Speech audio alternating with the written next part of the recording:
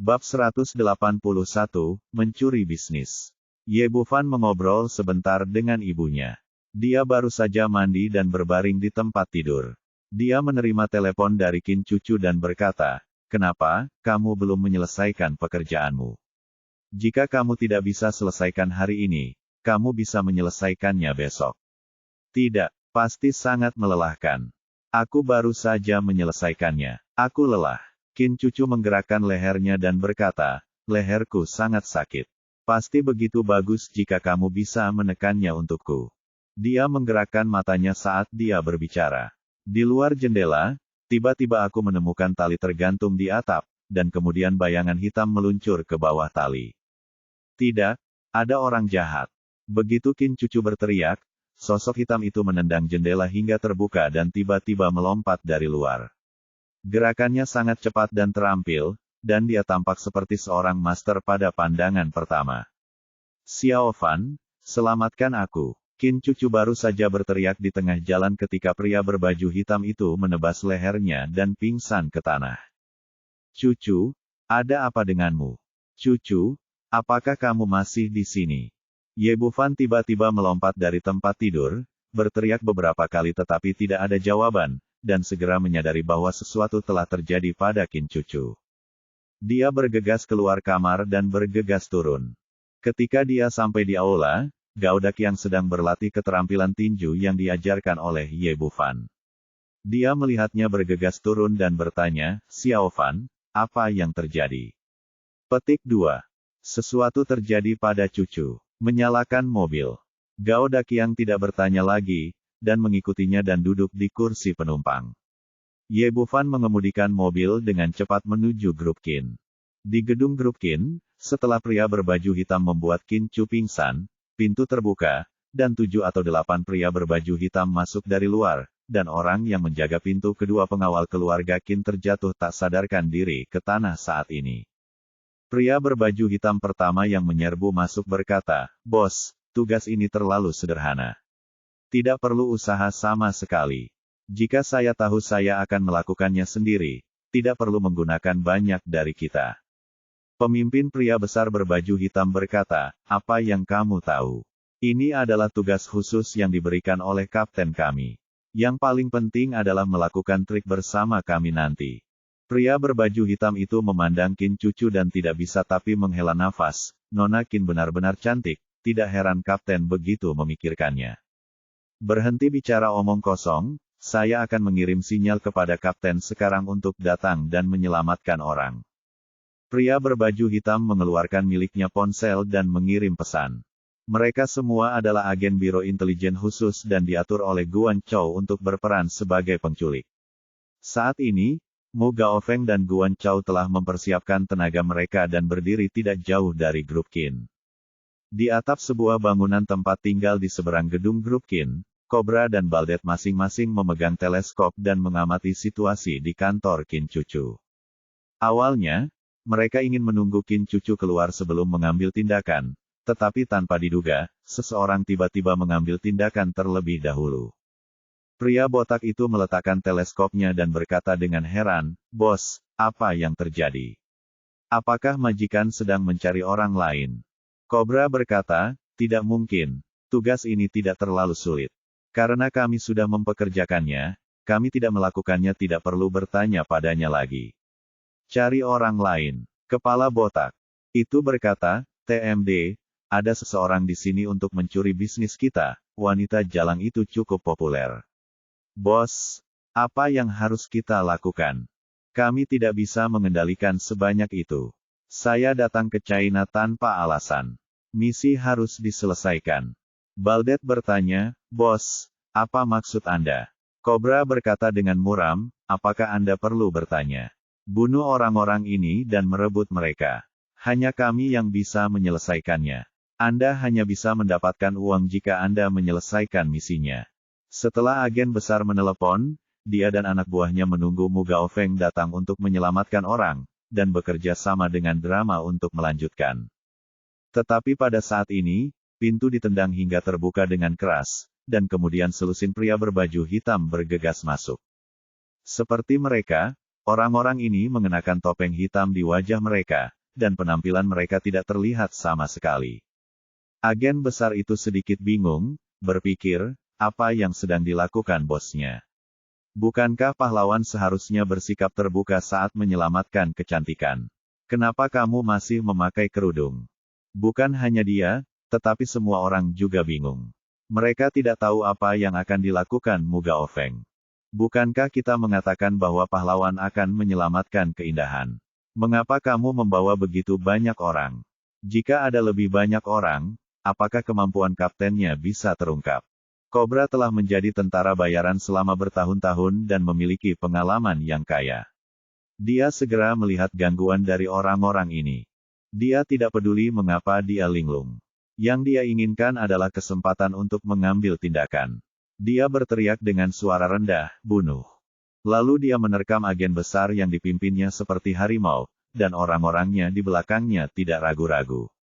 Semua orang memilih target serangan dan tiba-tiba menerkamnya.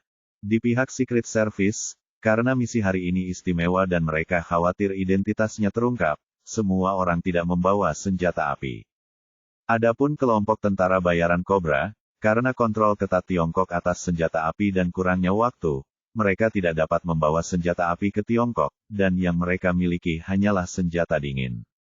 Agen besar itu sadar dan segera merasakan niat membunuh yang kuat yang dilepaskan oleh ular kobra. Tidak, ini bukan kaptennya. Dia menyadari bahwa orang di depannya bukanlah Muga Ofeng, tapi sudah terlambat. Keahlian kobra sangat cepat hingga dia merasakan hawa dingin di lehernya. Kemudian belati menggorok lehernya, dan anak panah berdarah menyembur keluar. Dari segi kekuatan, hanya kobra yang jauh lebih unggul dari yang lain, dan anak buahnya pada dasarnya setara dengan agen dinas rahasia. Tapi saat ini, semua agen ketakutan dengan pemandangan di depan mereka. Mengapa kapten benar-benar membunuh orang besar itu? Saat para master bertarung, kemenangan atau kekalahan hanya dapat terjadi dalam sepersekian detik, dan hilangnya konsentrasi sebentar saja sudah cukup untuk membuat para agen ini kehilangan nyawa mereka. Anggota kelompok tentara bayaran Cobra selalu kejam dalam serangan mereka dan tidak menunjukkan belas kasihan. Dalam sekejap mata, jeritan terdengar dan kedelapan agen tersebut jatuh ke dalam genangan darah. Kepala botak itu mengusap belati berdarah di tubuh agen, dan berkata dengan nada menghina, dengan keahlianmu, kamu harus meniru penculikan orang lain. Ini perbedaan besar. Mata kobra sedikit menyipit ada sesuatu yang salah, tapi dia tidak tahu apa masalahnya. Pada saat ini, Qin Cucu, yang tidak sadarkan diri, terbangun oleh teriakan itu. Dia perlahan membuka matanya dan melihat orang-orang di kelompok tentara bayaran kobra. Kilatan kepanikan muncul di wajahnya, siapa kamu? Apa kamu akan lakukan? Gadis. Dia benar-benar cantik, jauh lebih cantik daripada yang terlihat melalui teleskop, dan sosoknya benar-benar sempurna. Pria botak itu mendecakkan lidahnya dan berkata dengan bercanda, tidak peduli siapa kita untuk apa yang akan kita lakukan, kamu akan tahu nanti. Dia terkekeh sinis dan kembali ke kobra, bos, haruskah kita menyelesaikan masalah ini di sini? Sekarang melihat bahwa Qin Cucu memang bernafsu. Dia telah berkeliaran di luar selama bertahun-tahun. Ada banyak sekali wanita, tapi saya belum pernah melihat wanita secantik itu. Terutama temperamen seorang CEO wanita yang menyendiri, yang jauh melampaui wanita biasa. Cobra berkata, apakah kamu berotak berdarah? Setelah membunuh begitu banyak orang dan membuat keributan besar, orang-orang dari Tiongkok akan segera datang. Ayo cepat pergi. Ya, bos. Dia mengambil tali dan menarik Qin Cucu pergi. Dia diikat erat, lalu disandang di bahunya, dan mengikuti kobra dan yang lainnya saat mereka bergegas ke bawah. Saat itu hampir larut malam, dan personel serta pengawal yang bertugas di gedung grup Qin telah dieliminasi oleh agen, jadi suasana menjadi sunyi. Pada saat ini, terdengar suara motor yang kencang, lalu ada lampu di depan gedung kelompok, dan mobil yang tak terhitung jumlahnya melaju, segera mengelilingi tempat itu. Bab 182 biarkan Anda melihat seperti apa pria itu. Melihat lampu mobil yang menyilaukan di depannya, pria botak itu mengumpat, TMD, bagaimana orang-orang China ini bisa datang begitu cepat? Sebagai kelompok tentara bayaran profesional, mereka memiliki keyakinan penuh pada kecepatan tindakan mereka sekarang, belum melebihi 3 menit. Kalau ditempatkan di negara lain, mustahil polisi bereaksi seperti ini. Kenapa sekarang dikepung orang? Saat ini terdapat kerumunan orang di luar pintu, ada yang berseragam dan ada pula yang berpakaian biasa. Kendaraan yang datang antara lain mobil polisi dan kendaraan lokal biasa. Ekspresi Cobra menjadi semakin suram. Meskipun dia tidak mengetahui secara spesifik apa yang terjadi, dia tahu bahwa keadaan hari ini tidak sederhana dan sepertinya dia dalam masalah. Kepala botak itu berteriak, "Bos, apa yang harus kita lakukan?" Jika mereka berada di luar negeri, mereka akan memiliki cukup senjata termal untuk membunuh mereka. Tapi sekarang berbeda. Mereka hanya memiliki beberapa belati di tangan, jadi bagaimana mungkin mereka bisa menghadapi polisi keamanan bersenjata lengkap? Tidak hanya dia yang bingung, orang lain juga terlihat panik, merasa bahwa masalah hari ini memang tidak mudah untuk ditangani. "Mengapa kamu panik?" Cobra berkata. "Kami memiliki sandera di tangan kami, dan dia adalah wanita tertua dari keluarga Qin. Tidak ada yang perlu ditakutkan. Segera menjadi tenang. Selama ada sandera di tangan, mereka akan melakukannya.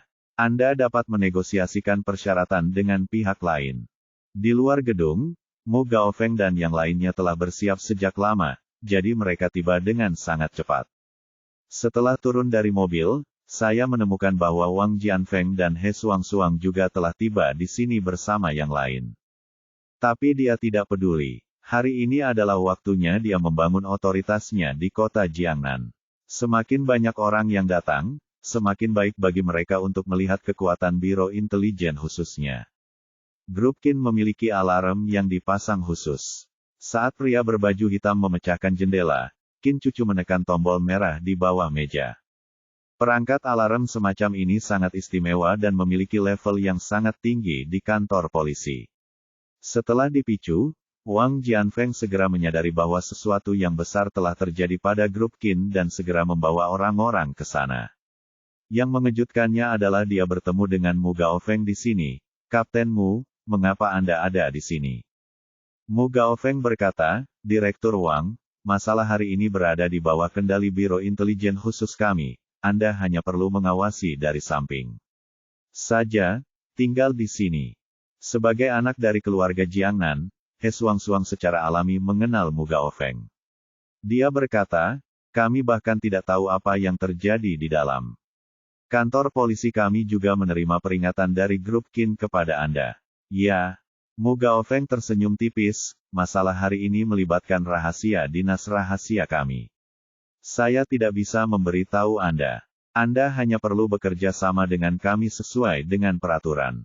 Disebut Departemen Khusus. Mereka memiliki haknya sendiri dan dapat mengundang Departemen Kepolisian untuk bekerja sama kapan saja." "Kamu," He Suang tidak yakin, tapi tidak tahu harus berkata apa. Wang Jianfeng menariknya dan berkata, Suang, situasinya mendesak. Jangan tunda lagi. Karena dinas rahasia telah mengambil alih masalah ini, kita hanya perlu bekerja sama." Ye Bufan bergegas ke kerumunan bersama Gao Daqiang. Saat kedua polisi itu hendak menghentikannya, He Suang berkata, "Salah satu dari kita, biarkan dia masuk." Ye Bufan melangkah ke Wang Jianfeng dan bertanya, "Apa yang terjadi?" "Apa yang terjadi?" Namun, itu terlalu jelas. Keputusan awal adalah bahwa seseorang dari grup Qin telah diculik. "Ini Qin Cucu. Dia bekerja lembur di sini malam ini," kata Ye Bufan. "Direktur Wang, cepat atur penyelamatan. Nak, kamu hanya bisa meminta bantuan orang lain pada saat kritis." "Keterampilan macam apa ini?" Mu Gaofeng berkata sebelum Wang Jianfeng dapat berbicara, "Masalah hari ini telah sepenuhnya diambil alih oleh Biro Intelijen khusus kami. Biarkan Anda melihat apa itu kekuatan khusus, dan juga biarkan Anda melihat kesenjangan di antara saya." "Mu," Gaofeng berkata dengan ekspresi bangga di wajahnya, "itu tidak berarti apa-apa. Saya hanya ingin memberitahunya bahwa tidak semua orang bisa mengejar cucu dengan santai." Jianfeng mengerutkan kening. Orang di depannya terlalu tidak bisa diandalkan. "Kenapa kamu masih bermain cemburu?" Pada saat ini, Pintu grup Qin terbuka, dan orang-orang dari grup tentara bayaran Cobra mengantar Qin Cucu keluar. Mereka adalah orang-orang yang berpengalaman. Dua anggota tim kecil mengarahkan belati ke leher Qin Cucu, sementara rekan di sebelah mereka dengan cerdik memblokir sudut penembak jitu. Dengan sandera di tangan, Cobra tidak panik. Dia mengambil 2 langkah ke depan dan berkata, siapa di antara Anda yang dapat mengambil keputusan? Datang dan mari kita bicara. Selama persyaratan saya terpenuhi, saya dapat menjamin Nona Qin aman. Melihat pihak lain ingin menegosiasikan persyaratan, Qin Cucu tidak akan berada dalam bahaya dalam waktu singkat, dan Ye Bufan merasa lega. Nak, hari ini aku akan membiarkanmu melihat bagaimana aku menyelamatkan orang, dan membiarkanmu melihat seperti apa pria sejati itu. Jangan meminta bantuan orang lain ketika pacarmu dalam bahaya. Mu Gaofeng melirik Ye Bufan dengan sinis, berjalan menuju ke arah gedung. Guan Chao, yang mengikutinya, melangkah maju dengan kooperatif dan berkata, Kapten, mengapa Anda tidak mengizinkan saya datang? Tidak perlu, bagaimana saya bisa membiarkan orang lain menyelamatkan wanita yang saya suka? Guan Chao berkata lagi, di sana ada lebih dari selusin orang di sisi lain. Bisakah kamu melakukannya sendiri? Bagaimana kalau kita mengirim beberapa orang lagi? Tanda tanya. Ini semua telah disepakati oleh dia dan Guan Chao sebelumnya, dan tujuannya adalah untuk menunjukkan keunggulannya. Sekarang Ye Bufan juga hadir, dia hanya ingin menginjak wajahnya. Sebuah cibiran muncul di bibir Ye Bufan. Dia telah melihat kekuatan luar biasa dari Cobra Mercenary Group. Karena anak ini ingin berpura-pura menjadi B, dia harus berpura-pura menjadi B dan melihat berapa lama dia bisa berpura-pura. Di bawah tatapan semua orang, Mu Gaofeng melangkah ke kelompok tentara bayaran Cobra. Ya Tuhan, kaptennya sangat berani dan berbakat. Dia benar-benar berani menyelamatkan Nona Qin sendirian. Zhao Zilong juga seperti itu saat itu. Apa yang kamu tahu? Inilah kekuatan cinta sejati. Tampaknya Kapten sangat menyayangi Nona Qin. Cinta sejati. Kapten benar-benar hebat. Dia tidak takut pada begitu banyak gangster. Ini pria sejati. Orang-orang dari dinas rahasia sudah menyiapkan dialog mereka, dan sepertinya mereka sedang berbisik, bahkan dia mengatakannya lebih keras dari siapapun, sehingga semua orang yang hadir bisa mendengarnya dengan jelas. Ekspresi bangga melintas di wajah Mu Gaofeng. Tampaknya rencananya sangat berhasil. Dia berdiri di depan Cobra dan yang lainnya dan berteriak kepada Qin Cucu, Cucu, kamu tidak perlu takut, tidak ada yang bisa menyakitimu bersamaku. Orang-orang di kelompok tentara bayaran Cobra tercengang, dan botak kepala berbisik kepada Cobra, Bos, apa maksudnya B konyol ini? Sepertinya Anda di sini bukan untuk bernegosiasi. Sepertinya negosiasi tidak dapat dilanjutkan tanpa mencobanya. Pihak lain memprovokasi dia. Jika Anda tidak memberikan sedikit kekuatan kepada pihak lain, Anda tidak akan bisa mendapatkan keuntungan dalam negosiasi berikutnya. Memikirkan hal ini, dia tidak mengirim orang lain dan maju untuk menyambutnya secara pribadi. Bab 183, menyelamatkan orang menjadi sandera. Malam itu gelap, dan meskipun lampu mobil menerangi tempat itu dengan sangat terang, cahayanya tampak agak ilusi. Selain itu, ular kobra itu mengenakan tudung, sehingga Mu Gaofeng bahkan tidak menyadari bahwa anak buahnya telah diganti. Dia mengulurkan tangan kanannya dan meletakkan tangan lainnya di belakang punggungnya, meniru gaya klasik Ip Man di film dan serial televisi, dan berkata dengan bangga, Nak, aku akan memberimu satu tangan. Selama kamu bisa berjanji padaku, saya akan menjanjikan syarat apapun kepada Anda. Petik 2. Alasan mengapa saya begitu sombong adalah karena saya memiliki kepercayaan diri yang cukup di hati saya. Tidak peduli betapa nyata pertunjukannya, orang-orang ini tetaplah bawahan saya. Selama saya punya otak, saya tidak akan membuat diri saya sendiri, sang kapten, terlihat malu. He Suang-Suang bingung dari belakang dan berkata dengan heran, apa yang dia lakukan? Sudah berapa lama sejak dia melakukan ini? Bukankah ini omong kosong? Guan Chao berkata, apa yang kamu tahu? Kapten kami adalah orang yang terampil. Kamu berani, kamu benar-benar mampu. Ye Bufan juga sedikit mengernyit, dia bisa memahami suasana hati Mu Gaofeng saat ini, tujuannya adalah untuk memamerkan kekuatannya di depan Qin Cucu. Namun jika berpura-pura menjadi besar, kekuatan lawannya luar biasa, tidakkah Anda takut mempermalukan diri sendiri? Cobra juga sangat bingung. Dia tidak tahu apa yang akan dilakukan orang bodoh di depannya, tapi situasinya ada di sini dan tidak ada ruang untuk ragu-ragu. Memikirkan hal ini, dia menggerakkan kakinya dan menggunakan seluruh kekuatannya. Dia berada di depan Mu Gaofeng dalam sekejap dan meninju ke arah pintu. Mu Gaofeng sedang berpose. Pertama, dia tidak menyangka lawannya begitu kuat, dan kedua, dia tidak menyangka anak buahnya berani menyerangnya. Dengan keduanya ditumpangkan, dia tidak bereaksi sama sekali, dan wajahnya dipukul dengan kuat oleh ular kobra. Suara klik bergema di langit malam, pangkal hidung patah, aliran darah muncrat dari antara hidung dan mulut, dan seluruh orang terbang mundur saat dia dipukul. Seluruh penonton terdiam sekarang, dan semua orang tercengang. He Suang-Suang, Wang Jianfeng dan yang lainnya dikejutkan oleh keterampilan kobra, sementara Guan Chao dan orang-orang dari Biro Intelijen Khusus dikejutkan oleh betapa kejamnya serangan rekan mereka. Ini jelas sebuah permainan. Bagaimana kaptennya bisa dikalahkan seperti ini? Apakah Anda minum terlalu banyak atau tidak bangun? Guan Chao mengutuk dalam hatinya, orang bodoh macam apa ini? Meskipun saya meminta Anda untuk bertindak lebih realistis, Anda tidak akan sekejam itu, bukan? Bukankah ini kelainan otak? Kembali lagi nanti dan lihat bagaimana Anda menjelaskannya kepada kapten. Ye Bufan dan Gao Daqiang langsung tertawa. Mereka tidak memperhitungkan perasaan dinas rahasia dan Mu Gaofeng. Gao Daqiang berkata, Xiao Fan, apakah ini pria sejati yang legendaris? Ye Bufan menggelengkan kepalanya dan berkata, menurutku tidak, ini adalah masokis legendaris. Guan Chao memelototi mereka berdua, tapi juga di sana tidak ada yang perlu dikatakan, orang ini agak malu sekarang. Untuk mencegah kecelakaan seperti ini terjadi lagi dan segera menyelamatkan situasi, dia berteriak dengan keras, dengarkan perampok di dalam, kamu sekarang dikepung. Ini adalah Kapten Biro Intelijen Khusus kami. Cepat menyerah. Perlawanan hanya akan mengarah pada sampai mati. 1.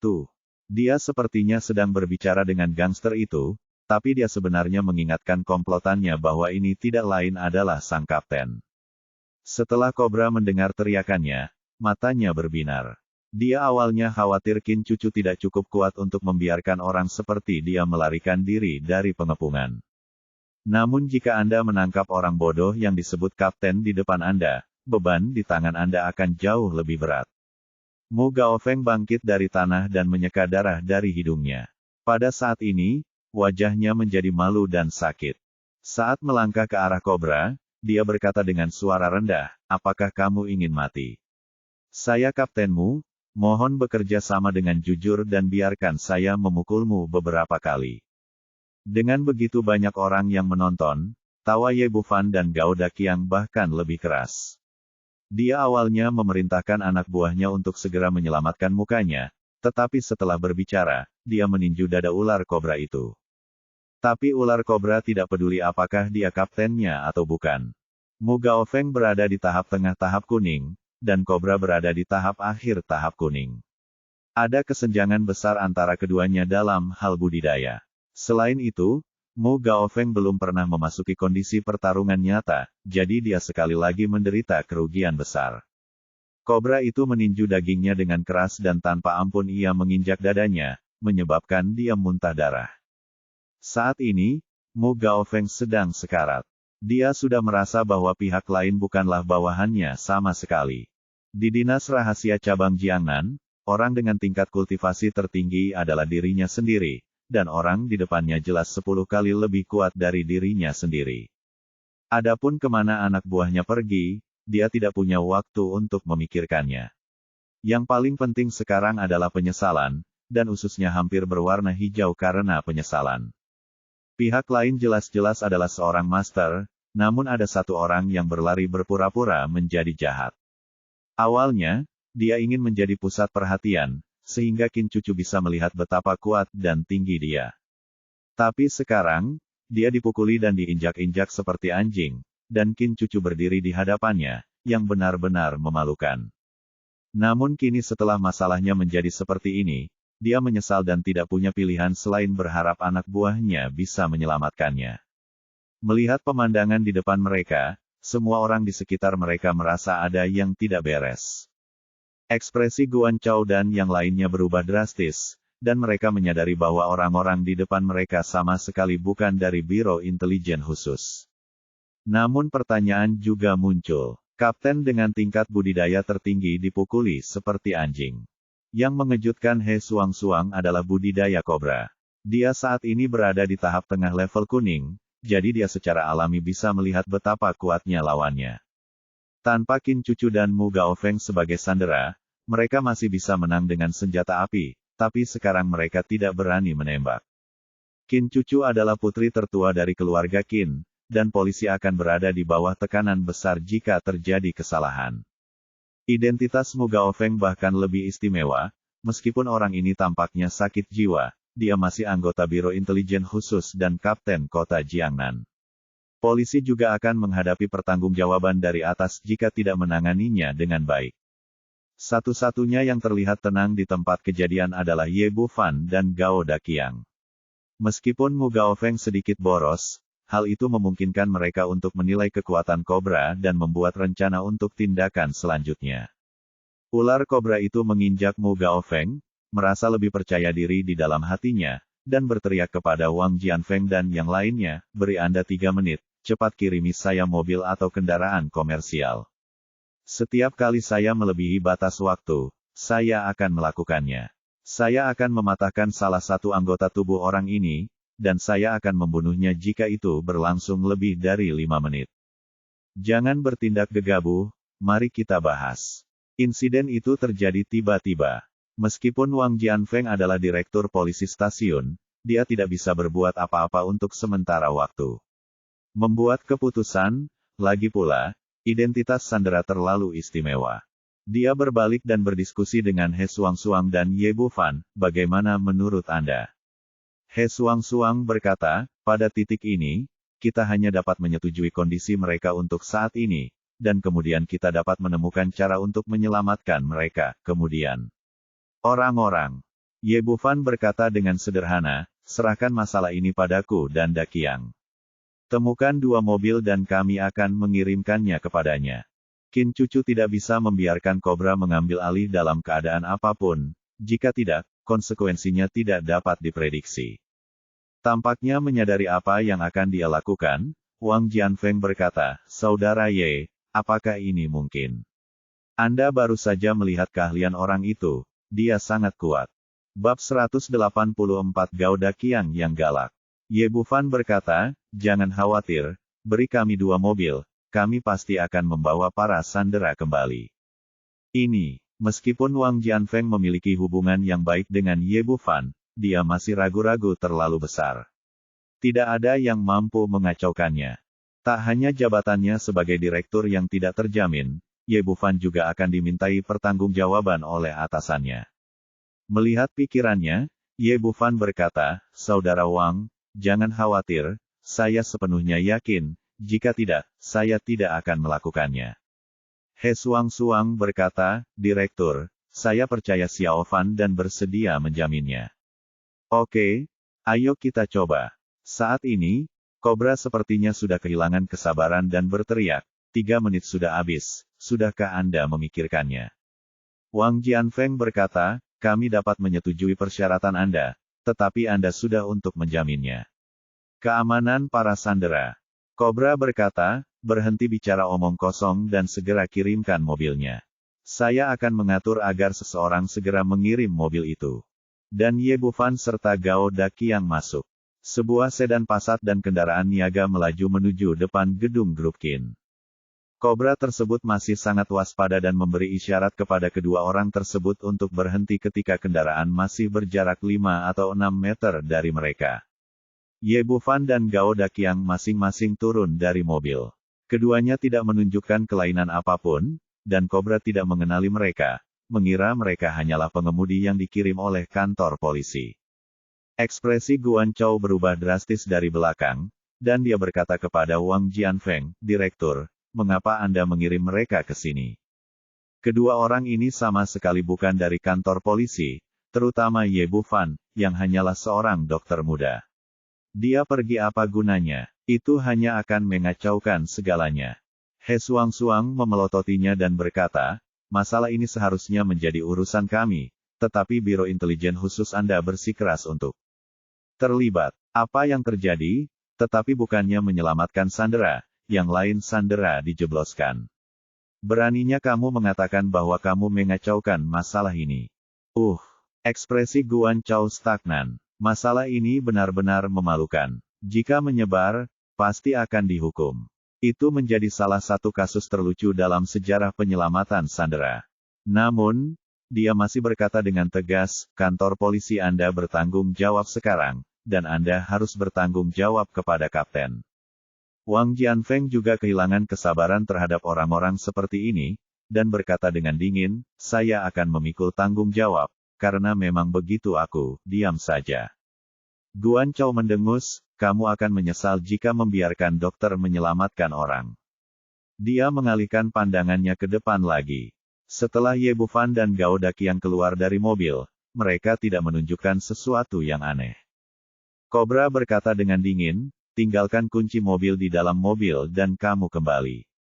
Kedua orang itu mengangguk dan berjalan kembali, membuat orang merasa ingin kembali. Namun saat Gao Daqiang berjalan ke bagian belakang mobil, tiba-tiba dia berbalik dan menendang bagian belakang mobil dengan kakinya. Kalau orang normal, tendangan ke mobil ini pasti akan mematahkan otot dan tulangnya. Namun Gao Daqiang mengolah Qian Kun, dan telah mencapai ranah Xuanji Zokchen, yang jauh di luar jangkauan orang biasa. Setelah tendangan tersebut, Pasat tiba-tiba terbang seperti bola dan menghantam kobra di belakangnya. Melihat pemandangan di hadapannya, pupil ular kobra menyusut ketakutan. Bagaimana dia bisa memiliki kekuatan sebesar itu? Namun saat ini, dia tidak bisa berpikir terlalu banyak dan hanya bisa menunduk dan membiarkan Pasat yang menderu-deru lewat. Perubahan mendadak ini menarik perhatian semua orang, termasuk anggota Cobra Mercenary Group, yang semuanya mengalihkan perhatian mereka ke mobil yang menderu-deru. Ye Bufan menginginkan efek ini. Pada saat pria berbaju hitam yang mengawal Qin Cucu terganggu, dia mengangkat tangan kanannya, cahaya perak menyala, dan dua jarum perak tenggelam ke dalam istana Niwan pria berbaju hitam dalam sekejap. Kedua pria itu tidak bereaksi apapun, dan bahkan tidak tahu apa yang sedang terjadi. Mereka mati, dan belati di tangan mereka jatuh ke tanah dengan bunyi dentang. Di saat yang sama, tanpa henti, dia berubah menjadi bayangan dan bergegas menuju Qin Cucu. Orang-orang botak yang menjaga daerah sekitar menyadari bahwa ada sesuatu yang tidak beres, dan bergegas maju dengan senjata di tangan mereka. Mereka bukan tandingan Ye Bufan, dan mereka semua terjatuh ke tanah dalam sekejap mata. Cobra menghindari serangan Pasat, tetapi sebelum dia bisa berdiri teguh, sebuah tangan besar seperti kipas daun muncul di depannya. Semuanya direncanakan oleh Ye Bufan saat dia menendang Pasat. Gao Daqiang menggunakan penutup badan mobil untuk melancarkan gelombang serangan lainnya. Pusat gravitasi Cobra tidak stabil, dan tidak mungkin untuk mengelak lagi. Dia buru-buru meninju dan memukul dada Gao Daqiang dengan keras. Menurutnya, menghadapi pukulan fatalnya, pria bertubuh besar di depannya pasti akan menghindar atau melawan dengan sekuat tenaga. Yang tidak dia duga adalah Gao Daqiang sepertinya tidak melihatnya dan tidak berniat bersembunyi sama sekali.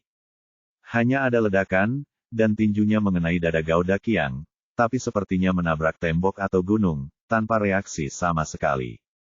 Sebaliknya, rasa sakit menusuk yang menusuk jantung datang, dan tulang di tangannya hampir hancur. Ya Tuhan! Apakah ini masih manusia? Cobra adalah budidaya tahap akhir Huang Jie. Pukulannya cukup untuk memecahkan sebuah monumen dan memecahkan batu, tetapi tidak ada reaksi sama sekali ketika mengenai orang besar di depannya dari dia. Seberapa kuat dan sulit pencapaian ini? Tapi dia tidak punya waktu untuk berpikir. Tangan yang tinggi dan kuat itu mencengkeram lehernya dengan keras dan mengangkatnya seperti ayam. Kemudian sebuah mulut besar menamparnya. Kamu bajingan, aku memintamu untuk memanfaatkan adik iparku.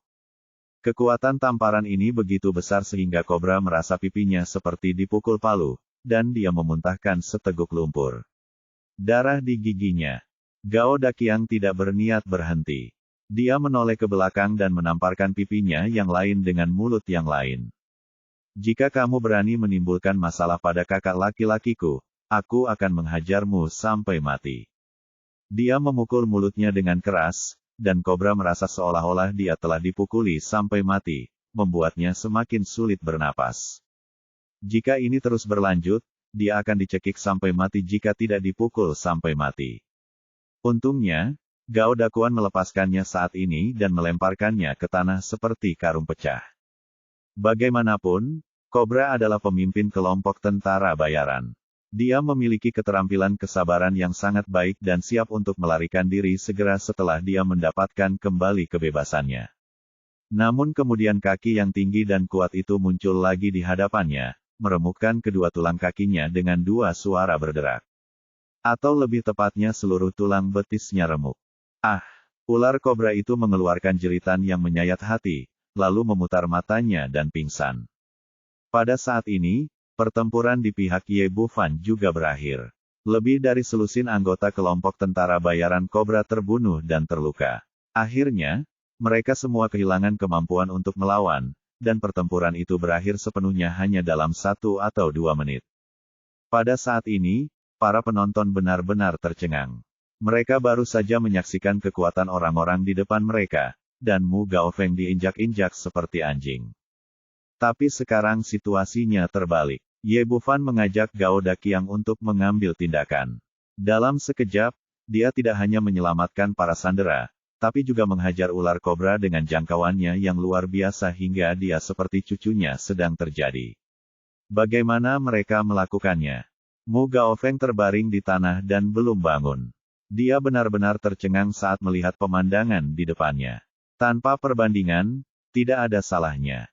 Bab 185, bahkan tidak layak membawa sepatu.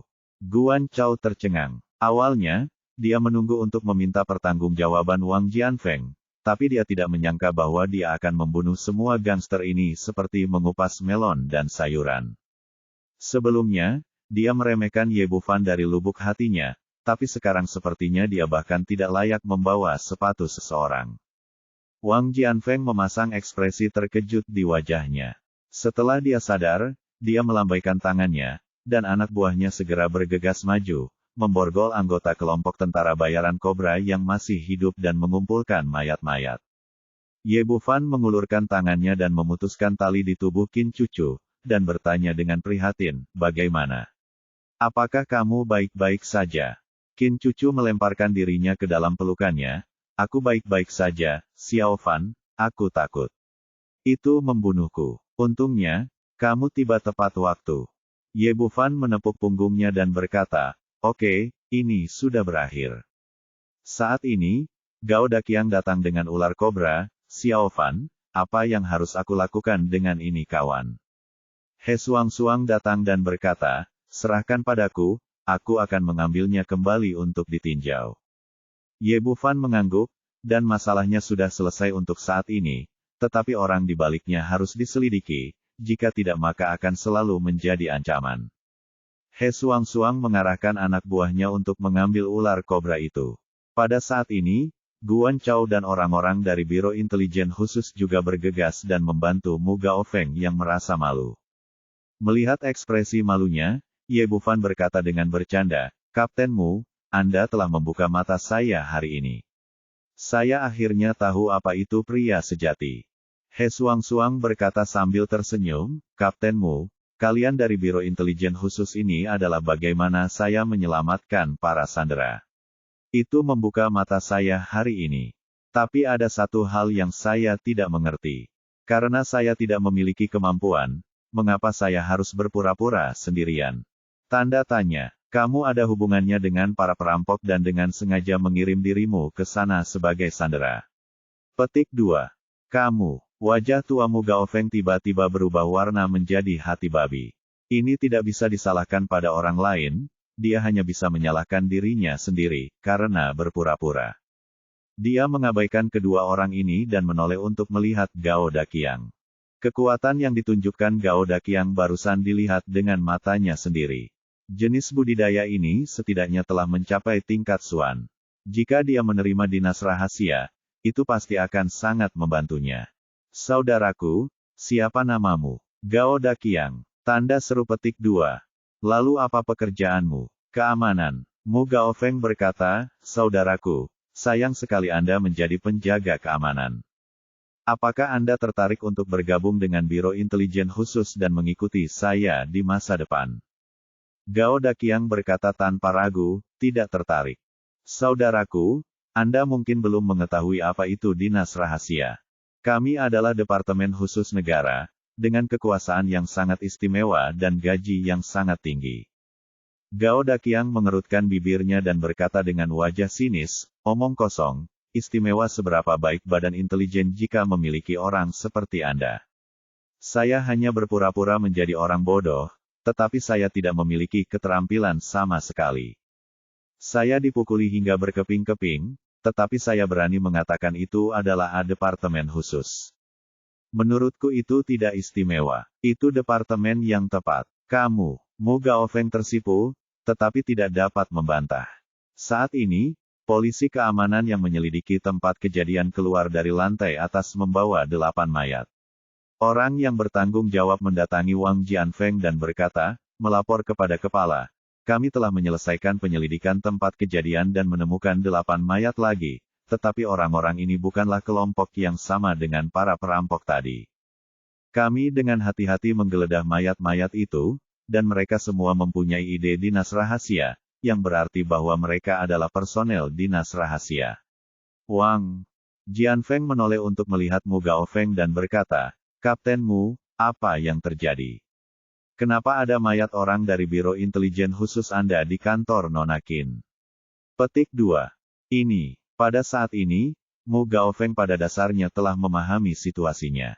Sepertinya dia mengirim orang-orang itu untuk menemui para perampok, dan mereka semua terbunuh ke atas. Dia mungkin tidak bisa menyimpannya begitu dia duduk di singgasana kapten.